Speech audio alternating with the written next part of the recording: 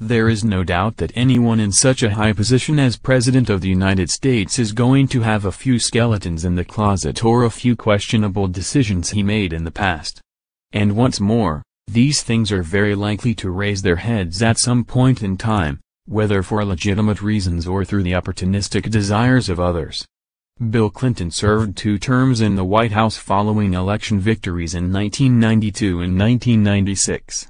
In his case, the closet contains quite a few skeletons. In fact, much like the connections between the Bush and Bin Laden families, the skeletons in Bill Clinton's past range from intriguing to deadly.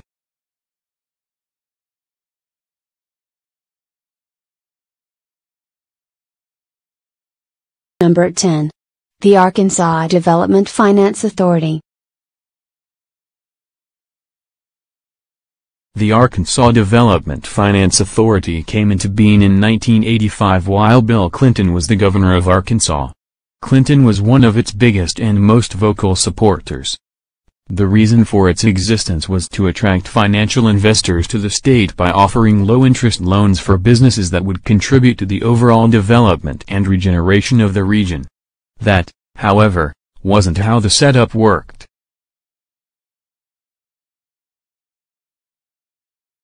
Various investigations and whistleblowers would claim that the IDFA was, in fact, a complicated money laundering operation, with many of the businesses that applied for loans using the money to fund drastically different projects than what the paperwork stated. Furthermore, there were ties to Bill Clinton's wife, Hillary Clinton, and the Rose Law Firm, for which she worked.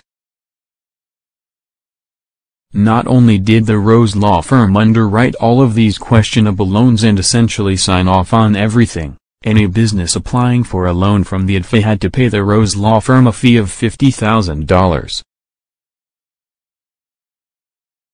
Number 9. The Parkometer Claims.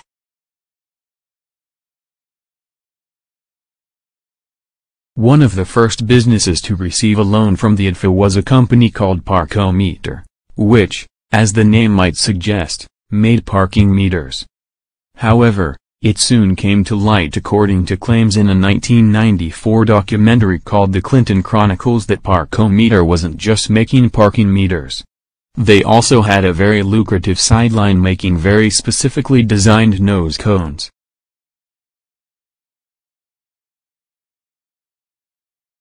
What was special about these nose cones were the compartments built into them for the specific purpose of smuggling cocaine into the United States. These planes were made available by Bill Clinton for use at the Mena Intermountain Municipal Airport. In addition to the nose cone contract, Parkometer was discovered to have taken a contract from a company named Iver Johnson Firearms. The contract called for them to manufacture untraceable custom weapons parts, which would be shipped to the Mena airstrip and would then be sent to the Contras in Nicaragua. All indications were that Iver Johnson Firearms was a front for the CIA. The person behind many of these initial claims is the next entry on our list. Number 8. The Claims of Larry Nichols.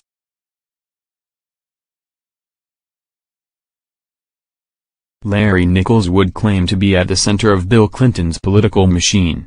He was originally employed as the marketing director of the IDFA, and while he approached the job expecting to find nothing out of the ordinary, he soon discovered that no repayments on any loans that had been made were coming back in.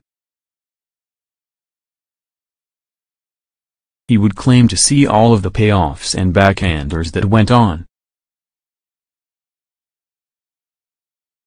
He would see Clinton hand over piles of cash to repay favors. It was also Nichols who discovered the fees paid to the Rose Law Firm as well as the vast amounts of loans personally signed off on by Hillary Clinton. Not only was Bill Clinton involved in the smuggling and selling of cocaine, according to Nichols, he was hooked on it himself. He would even go as far to say that he genuinely believed that Clinton was planning to do the same thing in Washington when he became president, which led to Nichols speaking publicly. Incidentally, before going public with his claims, Nichols was fired by Clinton following reports that he had placed hundreds of calls from the IDFA offices to the Contras in Nicaragua. Many researchers have suggested that these calls were made by Clinton himself and that Nichols was the scapegoat. Number 7. The Mina airstrip.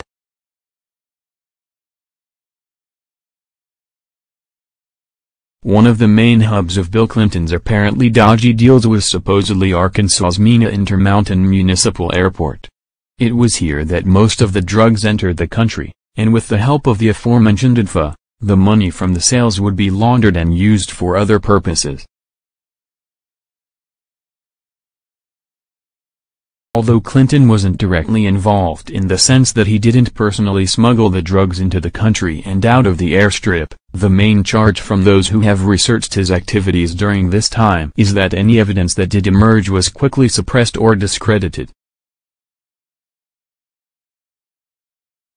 You will see later, it would also appear that anyone who witnessed the events that happened at Mina had a sudden impulse to commit suicide.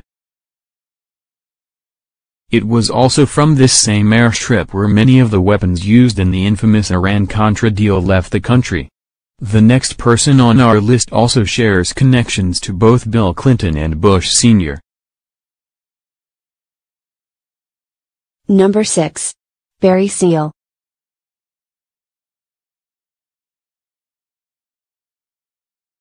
The person who owned the Mina strip was former airline pilot and drug and weapons smuggler Barry Seal.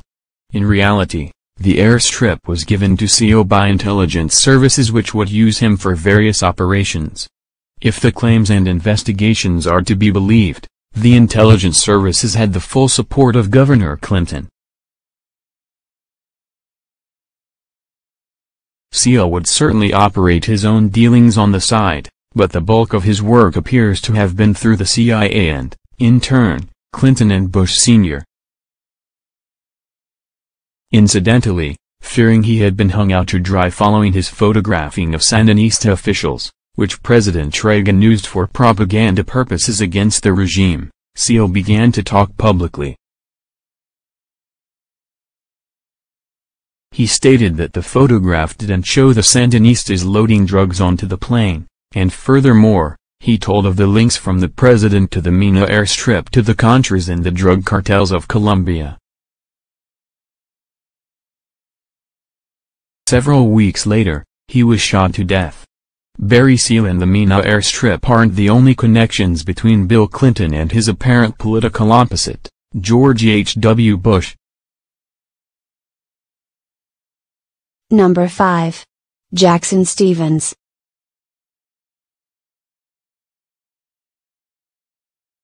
During Bill Clinton's campaign to become President of the United States in 1992, his biggest financial contributor was a billionaire businessman named Jackson Stephens.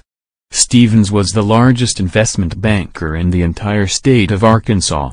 He was also a very close friend of the Bush family and had ventured into business arrangements with them before, even contributing substantial amounts to Bush's presidential campaign 4 years earlier.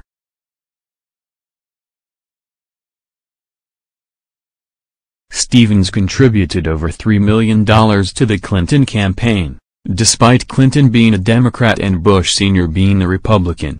Without this contribution, it is widely accepted that Clinton would have had to drop out of the race. Whether Stephens's switching of support was purely for his own ends or whether it was part of a predetermined plan to have Clinton in the White House is up for debate. Incidentally, one of Stephens's most questionable connections was to the Bank of Credit and Commerce International, which at the time of Clinton's campaign, had recently been labeled one of the most corrupt financial institutions in U.S. history. It was also through the BCCI that much of the apparent laundered money via the loans made through the IDFA would also travel to other destinations. Number 4. He was a Rhodes Scholar.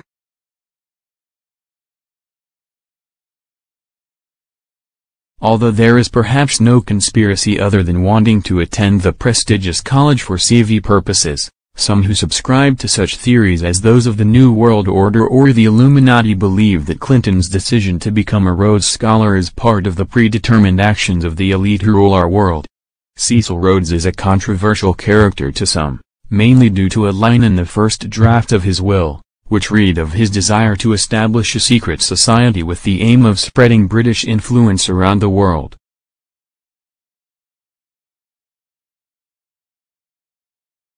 In truth, Rhodes made several drafts of his will, and by the final version, the secret society part was omitted in favor of the Rhodes Scholarship. An interview Clinton gave in 1994 arguably did nothing to quash the conspiracy theories, however, when he stated he was aware of a permanent shadow government of bankers and government officials who control world events and political goals. Furthermore, he was also aware that he would need to gain access to this inner circle if he was going to be a person of influence himself. Make of those comments what you will. Some people certainly did. Number 3. The suicides.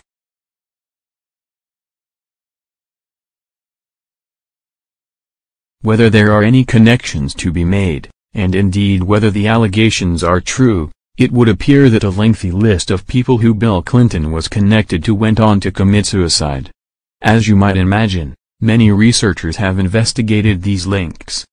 Just a few possible examples of these are the head of Bill Clinton's finance campaign, Ed Willie, who was discovered with gunshot wounds.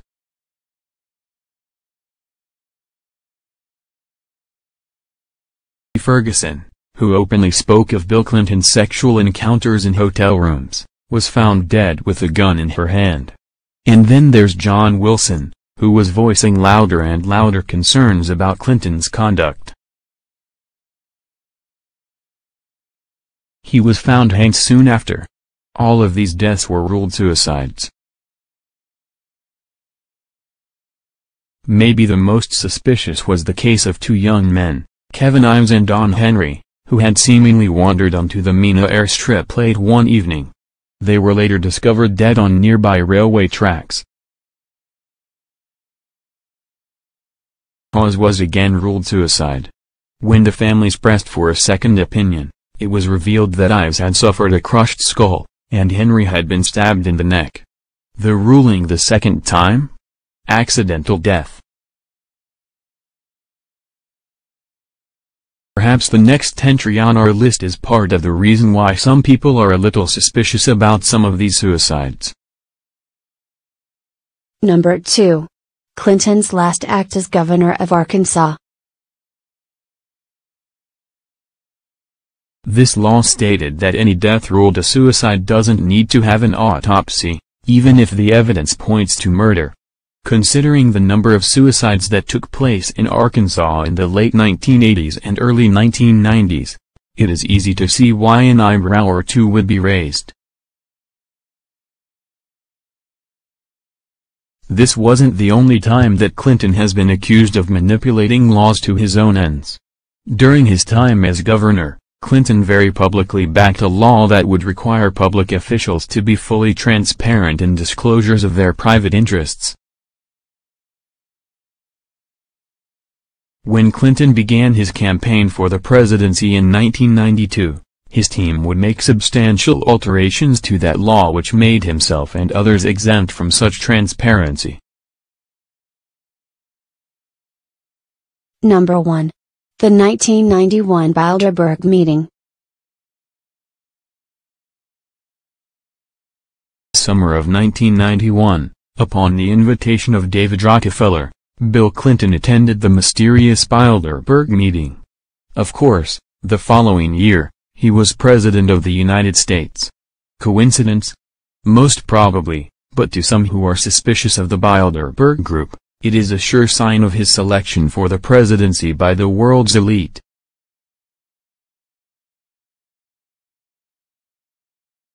Clinton certainly isn't the only famous world leader to have attended the Bilderberg meetings immediately before taking such a prominent position.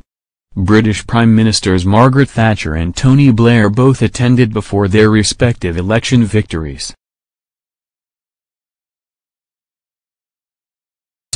Such influential people on the world stage as Henry Kissinger and Paul Wolfowitz are said to be regular attendees to the yearly meetings, as are members of the Rockefeller and Ford families.